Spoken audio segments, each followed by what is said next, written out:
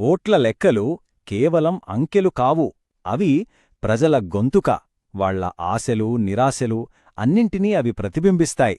ఈరోజు మనం అనపర్తి నియోజకవర్గంలోకి వెళ్దాం.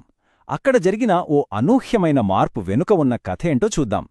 ఈ మార్పు మనందరికీ, ముఖ్యంగా పరిపాలన గురించి ఏం నేర్పిస్తుందో తెలుసుకుందాం. సరే, మన ప్రయాణం 5 అంచెలుగా సాగుతుంది. ముందుగా అనపర్తి ప్రజలిచ్చిన తీర్పేంటో చూద్దాం. ఆ తర్వాత వాళ్ల మనసులో ఏముందో ప్రజల నాడిని పట్టుకునే ప్రయత్నం చేద్దాం. ఇంత పెద్ద మార్పు ఎలా వచ్చింది, దాని వెనుకున్న కారణాలేంటి, దాన్ని విశ్లేషిద్దాం. మరి పాలనలో లోపమెక్కడుంది, ఆ గ్యాప్ని పరిశీలిద్దాం. చివరగా వీటన్నిటినుంచి మనం నేర్చుకొని భవిష్యత్తుకు ఒక బ్లూ ప్రింట్ ఎలా గీయాలో చర్చిద్దాం. మొదలు పెడదాం. ప్రతి కథకు ఓ ఆరంభం ఉంటుంది కదా. మన కథ అనపర్తి ఎన్నికల ఫలితాలతో మొదలవుతుంది.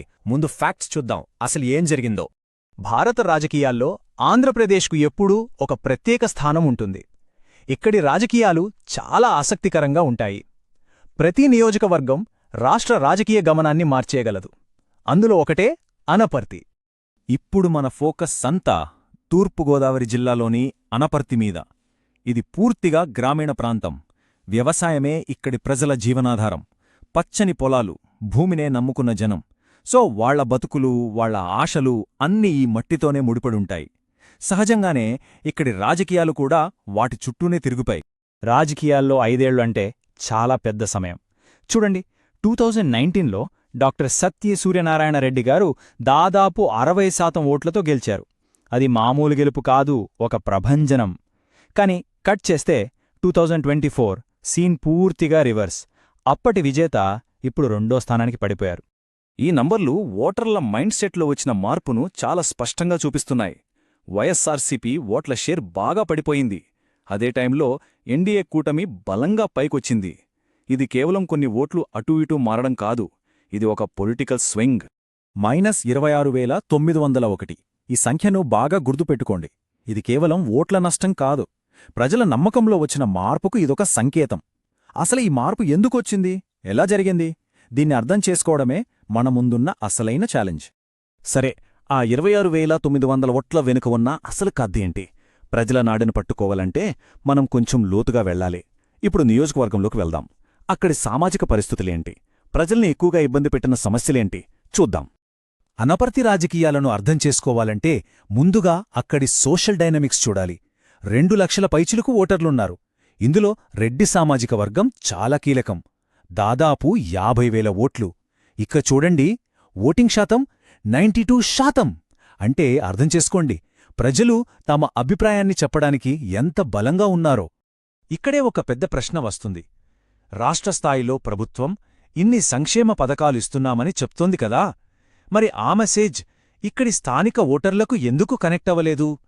పథకాల లబ్ధి పొందుతున్నా ఓటర్లు ఎందుకు వ్యతిరేకంగా ఓటేశారు? ఎందుకంటే ప్రజల సమస్యలు వేరే ఉన్నాయి. అవి ప్రభుత్వ పథకాల గురించి కాదు, వాళ్ల రోజువారీ జీవితంలో ఎదుర్కొంటున్న ఇబ్బందుల గురించి. ఊరికి రావడానికి, పోవడానికి సరైన రైల్వే హాల్ట్ లేదు, ట్రాఫిక్తో ఇబ్బంది, దానికి ఒక అండర్ పాస్ కావాలి. ఊరి రోడ్లు అధ్వానంగా ఉన్నాయి, వ్యవసాయానికి నీళ్లు అందట్లేదు, డ్రైనేజీ సరిగ్గా లేదు. ఇవి వాళ్ల బతుకును నేరుగా ప్రభావితం చేసే అంశాలు. చూడండి, ఆరోగ్యకరమైన ప్రజాస్వామ్యం అంటే ఏమిటి? ప్రజల మాట వినడం, వాళ్ల గౌరవాన్ని కాపాడటం. అది ఎలా సాధ్యం? వాళ్ల సమస్యలకు స్పందించే పాలనతోనే సాధ్యం.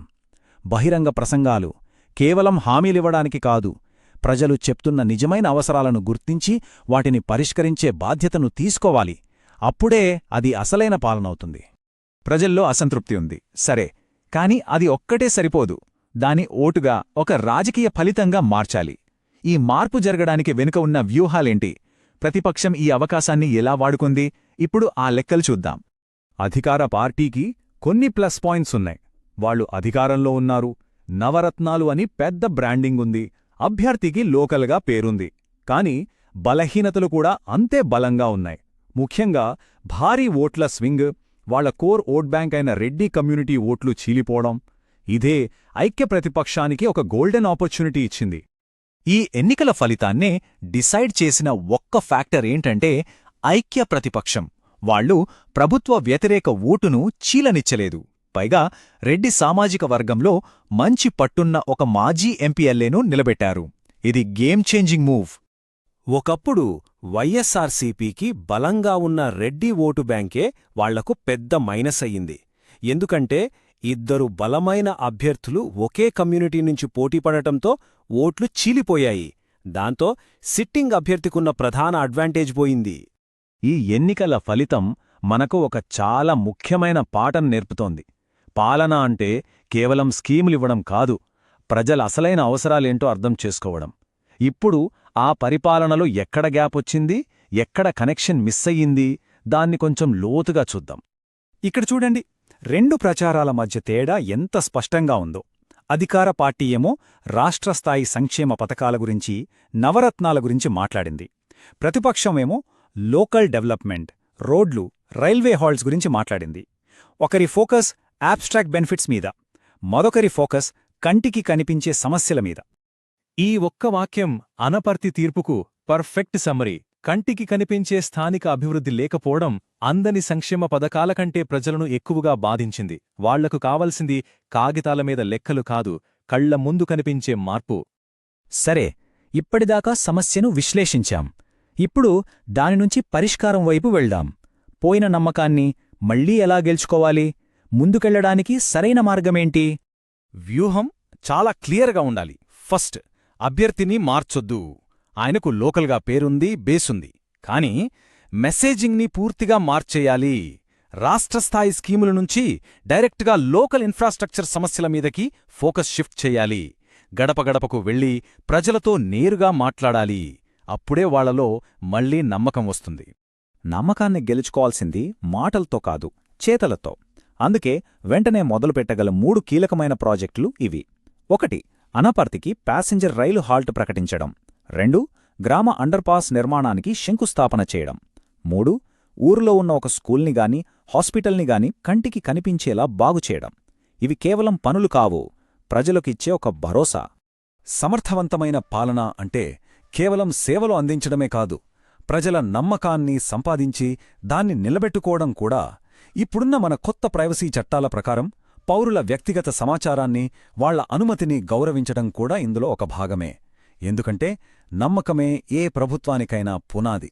మీరు ప్రజల కేంద్రీకృత నాయకుడిగా ఎదగాలనుకుంటే మరియు మీ నియోజకవర్గాన్ని ఉన్నత స్థాయికి తీసుకువెళ్లాలనుకుంటే blueprintstrategies.ai ని mgr@blueprintstrategies.ai వద్ద సంప్రదించండి లేదా 08042041602కు కాల్ చేయండి. రాజకీయాలకు అతీతమైన లక్ష్యం.